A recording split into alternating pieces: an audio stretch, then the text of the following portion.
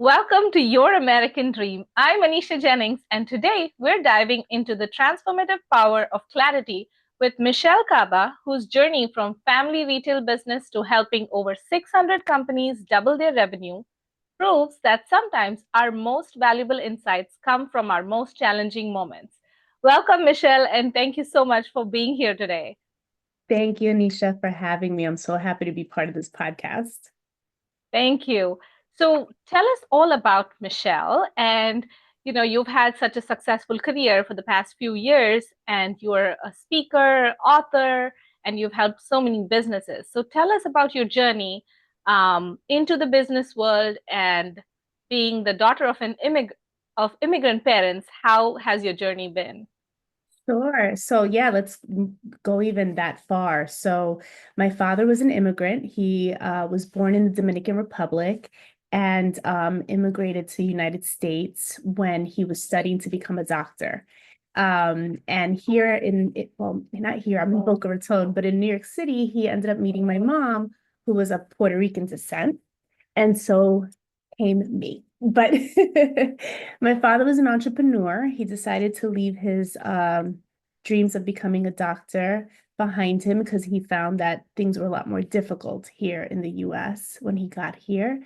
And so he went the entrepreneurial route. And that's where my love for entrepreneurship began. My dad had a clothing store for almost 40 years in New York City. And I used to work at the clothing store with him on Sundays. And he would talk to me about, his dreams of going back to his country or, owning things back in his country and how fortunate I was to have the life that I had in the US.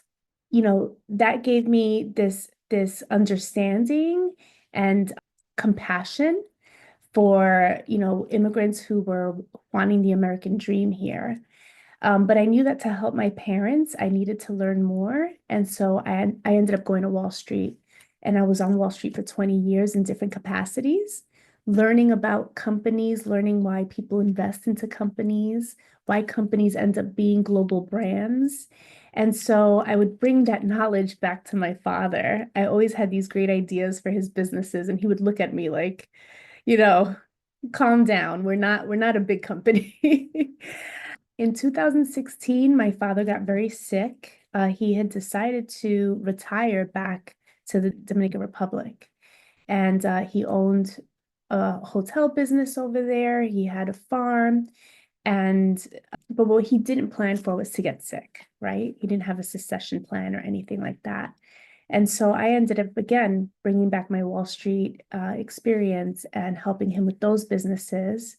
He ended up passing. I inherited those businesses and found myself in the process learning so much about just, business ownership from a small business perspective and also immigration on a bigger scale, which we can go into deeper later.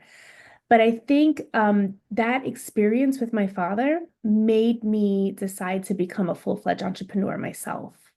And so that's how I've come back into the world of business, not only as an entrepreneur, but now as a speaker. Just yesterday, I gave a class on market research because I realized that I'm that bridge.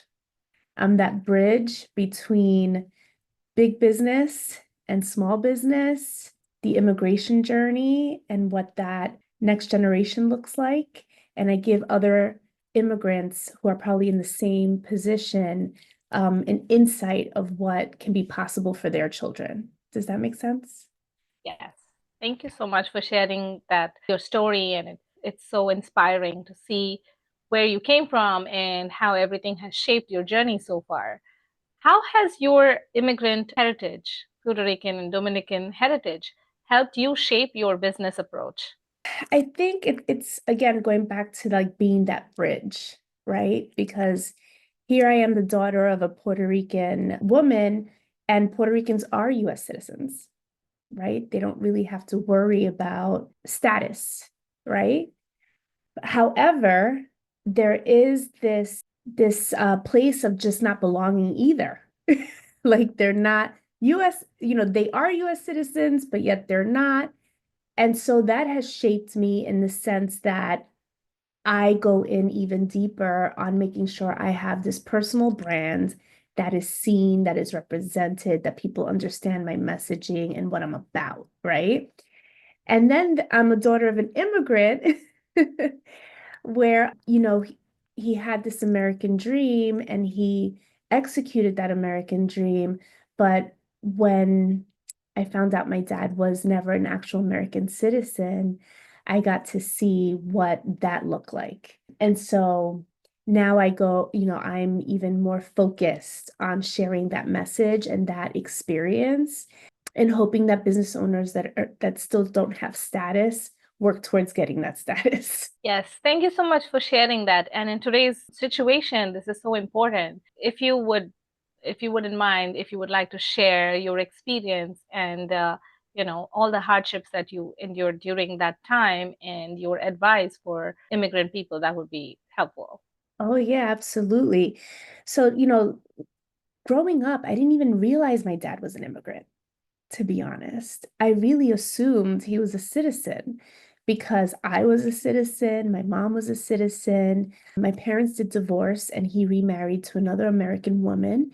And so I just assumed, he was living, beautiful house, businesses, he paid his taxes, to be a successful entrepreneur for almost 40 years. Who would even think, right? And what he decided to retire back to his country. And like I mentioned, in 2016, he got sick. He had 3 strokes. And so I had to fly to the DR. And I was, when I think back of the experience of just how naive I was, or not even naive, it just was never a conversation. Never. But I remember going back to the Dominican Republic and saying to my dad, okay, the medical system here is horrible. I'm bringing you back to the States. And I did all the things. I got the business ready to hand it over to the general manager. I bought my dad his ticket on JetBlue to go back with me. We gave things away. We get in the car. We drive to the airport. And at this point, my dad was in a wheelchair, so he wasn't well. And we get to check in our bags, and they ask for our passports. And so I asked my dad for his passport, and he gives me his Dominican passport, and he gives me his green card. I had never had that experience before. I didn't even know what a green card looked like. And so I pass it over to the agent, and it turns out his green card was expired. And so at that very moment, I was put in this position of my dad needed health care, but I couldn't bring him into the country. And just the visual, think about me having, clueless, like just thinking that, like an American, we're going to get right through this airport. I'm going to take him to the US and get him the best care. And I get this big halt sign of, no, you're not. You can get on the plane, but he can't. I mean, it was like ripping my heart out at that moment. And my dad's eyes, just him looking at me, because he knew his, green card was expired. He just, I guess, didn't know how to tell me. And he just basically said to me, just find an immigration lawyer and ask for me call for me when you get over there. And that's what I did. When I got to the US, as soon as I hit the US soil, I saw immigration attorneys and, they didn't really give me a lot of hope. They didn't. My heart is ripped apart and I'm talking to immigration lawyers and they're like, just for the fact that he's ill, it's going to be really hard to bring him back. And at that point, it was when I was like, I need to dig deep into this immigration thing. Like, I need to learn what is the immigration process to come into this country or to, ask for a parent when you're an American citizen. So I was grateful that I knew some people, I knew some politicians and I knew people that knew people. So a friend of mine at the time, she worked for Senator Cory Booker, and through his office, since I was a New Jersey resident, I was able to get appointments at the Dominican embassy. But what this meant, Anisha, was that again, I had a full-time job and I was a single mom. I had to uh, apply for, a date and time to take my dad to the embassy and and as soon as I got that appointment date, be capable and ready to fly out, right? Immediately. So imagine having to explain this to your employers. And at the time I worked for a very big company and I had a pretty, significant position. So as an immigrant daughter, this now meant I had to take FMLA time. I'm not getting paid during this time to fly back. And where my dad was, it was 2 hours away from where the embassy was. So now I'm in a position where I have to figure out how to get him, who my dad can't walk, he has to be carried. So I had to employ people in the Dominican Republic to help me get him to Santo Domingo, um, stay at a hotel, plan the trip. So we do this. The first time we get to the embassy, he's in a wheelchair, he's now in diapers. You're not allowed to bring a bag inside. I mean, it was just horrific, the whole experience. Wow. Once you're inside, you have to wait until they call your name or your number. And what I learned about the process is that they make it really difficult for you to come back into this country or to come into this country, period. So we were called in front of a consul, and the consul basically saw he was ill and asked for all his medical records. I didn't have his medical records. My So, goodness. It's just adding up. yes. So I didn't have his medical records. So now this whole trip that had so many moving parts in order for me to make happen, I'm now rejected. I'm not even given another date. I have to start the process all over again. So we leave Santo Domingo, 2 hour trip to Jarabacoa. And now I have to extend my trip because I have to now play private investigator and follow all of my father's tracks to get all of his medical records. To make a long story short, I went through this process 4 times. Wow. Oh, wow. 4 times. And at one point, even begged my siblings from his second marriage to fly in and come in for this last appointment because I needed to prove that he had more American children. I Yes. had to prove that, this is a man that paid all his taxes for almost 40 years. He helped, the economy with his business. And unfortunately, in the end, I couldn't bring him back into the country. And he ended up passing away in the Dominican Republic. The only way I was able to get him back was cremating him and bringing him back on my lap on the plane ride back here. So I share this story because, you know, oh, and there was so much more. Like I believe it was like the second or third appointment to the embassy. At this point, they sent us like for medical appointment. And just how they treat immigrants, it's almost like cattle. It's like they put tags on them, and the tags speak to, what country they're going to. And the process of the medical review, it's like so inhumane. And I was like, this can't be real. This can't be real. And so when I share this with people, especially last year, I did a talk in front of 150 Latino business owners, and they were all immigrants, like either from Cuba or Venezuela or Colombia. And when I shared that story and how it made me come back and really want to help the Latino entrepreneurial community even more, they saw themselves in the story. Because when they share that story, nobody believes them. So imagine like, you know, a first generation, daughter of an immigrant now sharing that story, having been through it.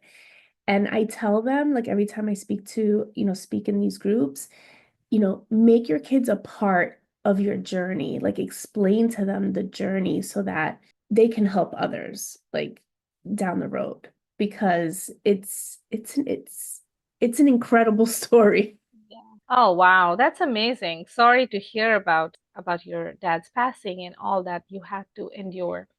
What would be your advice after going through that experience to people who are coming from different countries? My advice would be not to wait, to immediately do what you need to do to become an American citizen, because that's really the only thing that protects you from your dream, right? From your dream and from your family. I know it's hard to have to leave your identity behind. And I know that that was the reason my dad never did it. He didn't want to give up on his country and his identity. But one thing that happens once you leave your country and you're in the US is that you see life differently. You experience life differently. And so now, you still miss your country, but when you go back, it's just not the same. There's innovation that happens here that may not have happened in your country that you appreciate. And so my advice would be, become an American citizen or try to get your dual citizenship as soon as possible. And also share your story with your children. Make them a part of the story so that they appreciate where you came from. And if you have businesses, make sure that you have a succession plan because you never know what can happen, right? You never know what can happen. So make sure you have a succession plan. Make sure you have a trust, a will ready so that your children don't have to endure even additional hardships later on. And keep all your documents current. Make sure they're not expired. Make sure to follow all the immigration policies and keep all your records up to date. Yes, keep it all up to date. So you started Style Your Business Accelerator. Tell us what motivated you to start that and what is it all about? I was motivated to start that because I noticed that the experiences I had, many aspiring business owners didn't have. And so that was understanding numbers and how numbers tell a story, because we learned that on Wall Street.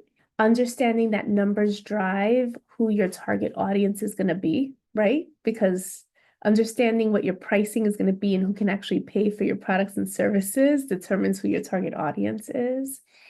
And then, putting together a brand, a message that is compelling and magnetizes clients to your business. And lastly, selling. I realized women and also immigrants have a hard time selling because there's an identity uh, issue, an imposter syndrome that happens.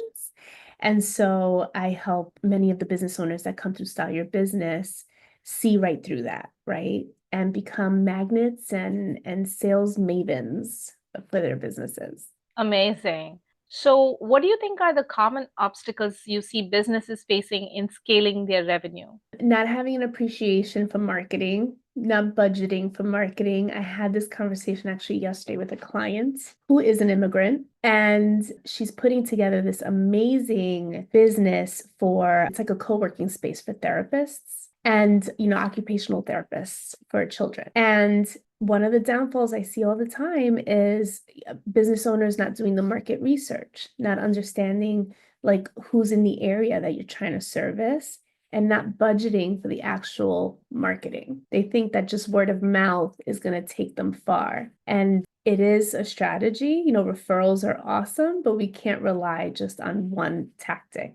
We need to use all of the strategies that were made for our type of business. Yes, that's so true. Budgeting for marketing has been my guests who have been in the marketing space have always said this, budget for marketing purposes. What has been your most successful business transformation story? I would say the salon that I bought. And I have a bunch, to be honest. So I'll give you one of mine and then one of a client that I worked with. I think because of the experience I had with my dad, right? When he got sick, his businesses were not doing well because he had employees, but in terms of managing them, it was all him, right? So I have this knack for taking businesses that are failing and turning it around. And so I ended up buying a failed nail salon in Hoboken, New Jersey from a reality star. She had 2 million followers, but she couldn't even make $200 a day. And in the middle of our negotiations, she actually had to close down the business. So anybody else would have probably walked away from that. But because I already had had experience of turning my father's businesses around, I wasn't afraid. And so what I did with that business was that I looked at the numbers. I knew that I needed to build a solid team and that I needed strategic partnerships within the community. And so between the team, the strategic partnerships, and my marketing tactics, we went from being open to all to being appointment only because of the demand. Yeah. That's amazing. So, what's your process for bringing clarity to complex business challenges? Usually it's embracing their numbers. I can't tell you like the faces of clients when I'm like, okay, I love that, you want more clients and that you want to make, a $500,000 a year, but what do your numbers look like now? And often that comes from our relationship with money. It comes and it's sometimes cultural, right? I know in my family, we never really spoke about money. Yes, so true.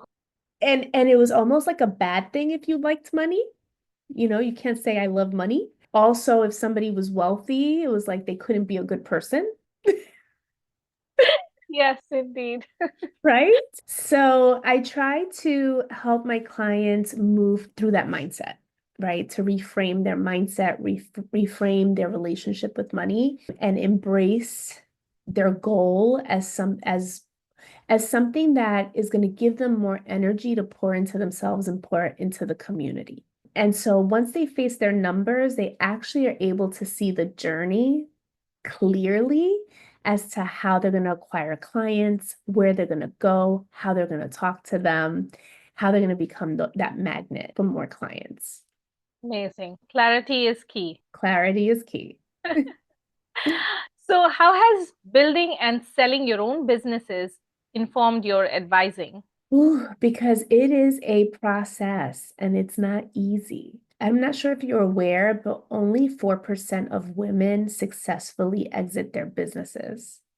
And what I mean by successfully exiting is that you've actually sold it while it was operating, that you didn't lose it all, Wow. right? And so, like sharing that story and sharing how I help think about it. I bought the business from a woman that had to completely close it. That's not a successful exit, right? She has no skin in the game. She can't really negotiate the sale.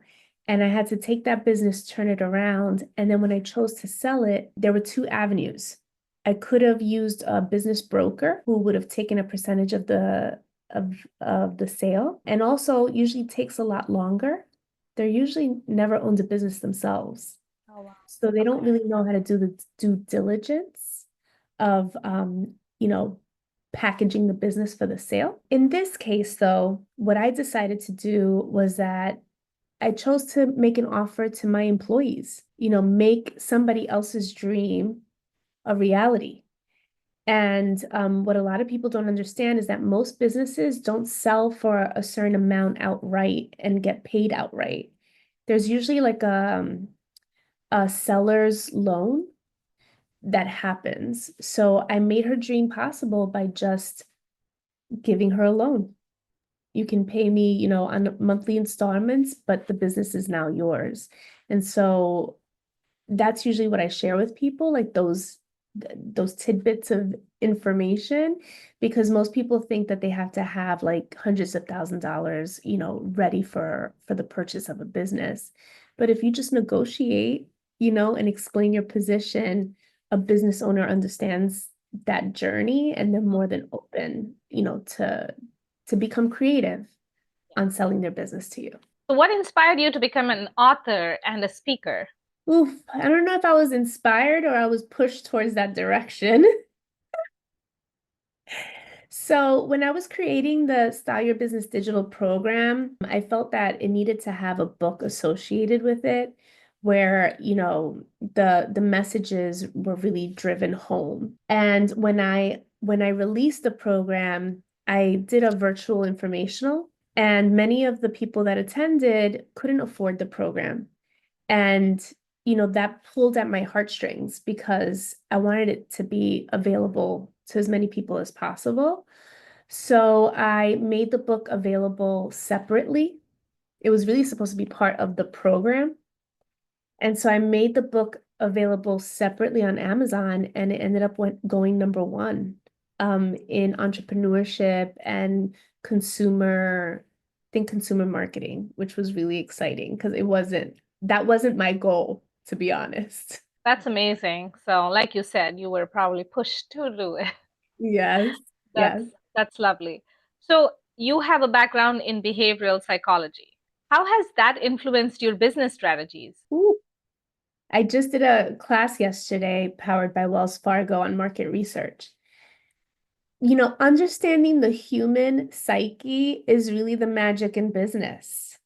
I tell people all the time, bringing your ego into business is not your amigo because you're not buying into your own product and service. It's other people, it's your customers that are doing that. So the more you go into understanding how they make their purchasing decisions, even from way before they actually understand that they need you, is truly the magic in turning your business into a profitable business. So that's how it's helped me because I've learned to understand people, their behaviors, their interests, their pain points. I also I don't know, I have this canny way of understanding the connectivity of a business with other businesses too, like finding other opportunities all through behavioral psychology. So it's when I look back, a lot of people ask me, they're like, why didn't you get an MBA? And I'm like, you can learn business while you're in it, but understanding the human psyche is a whole different ballgame. Yes, true indeed. So, is this part of your business accelerator program as well? To a degree, it is, especially on the marketing piece, because we go deep into the customer journey and understanding like what we need to do as business owners from an awareness stage to turning, that prospect into an actually engaged prospect to now an actual client. And then once they're a client, how do we turn them into super fans so that when they leave our business, they come back with more people. I love that. I love the super fans. That's The super. amazing. So, what's your approach as a fractional chief growth officer? So, as a fractional chief growth officer, I tend to help visionaries, CEOs, and founders on just connecting the dots, bridging that gap between marketing and sales, and making sure that they're actually talking to each other and complementing each other instead of passing each other by. And then usually I help with finding strategic partnerships. So how can we expand the customer base with, especially if we're limited in budget, right? For marketing, which tends to be the issue. But how can we find strategic partners where we share the same customer base? We're not competing with each other, but we can offer our services and also put a spotlight on our strategic partners, right? What's your vision for the future of business development? Oh, my vision. I'll tell you this. My vision is that we see more women in business development, more women comfortable with going into entrepreneurship and also being comfortable in selling, being comfortable in who they are, feeling worthy of all the great things, and becoming successful business owners. Thank you for sharing that. So, with all your experience this far and having so many businesses and selling them and helping so many entrepreneurs, what would be your piece of advice for aspiring entrepreneurs or other immigrant women who are planning on starting a business or who are in the beginning stages of their business? My recommendation, and that's why I call it Style Your Business, is because often I see new business owners, whether they're immigrants or women or even here, you know, follow a fad, right? Oh, this person is making so much money on Amazon. I want to put an Amazon store together. But what they don't keep in mind is the lifestyle that they want to live. What is the lifestyle you want to live? And pick a business that supports that lifestyle. Because if your lifestyle is one where, you want, for me, for example, I wanted to be available to my son. Being in a salon 12 hours a day wasn't allowing me to do that. I had left Wall Street and I was, on the desk for 12 hours a day. And that's what led me to sell it. And so now I'm a business consultant. I can work from anywhere. I'm working from my home today. I know that my son will be home at 3 o'clock. I don't have to take any more meetings because I styled my business to my lifestyle. So that would be my recommendation. Pick a business that fits the lifestyle you want to live. Thank you so much for that advice. So, as we wrap up, please tell our listeners if somebody wants to work with you or get into the program, what is the best way to connect with you? Sure. You can connect with me on Instagram. My handle is I am Michelle Caba. And you can also email me. My email is michelle@famaagency.com. Awesome. Thank you so much. For our listeners, all this information will be in the show notes as well as the link to purchase Michelle's book. So, thank you so much again for being here and sharing your expertise and your advice. Thank you. As we wrap up today's conversation with Michelle, remember that clarity isn't just about your vision, it's about turning challenges into strategic action. If you're ready to amplify your business story through a website that truly represents you, I'd love to help you create that digital clarity through your website. This is Anisha Jennings reminding you that sometimes simplifying is the most powerful way to amplify. Until next time.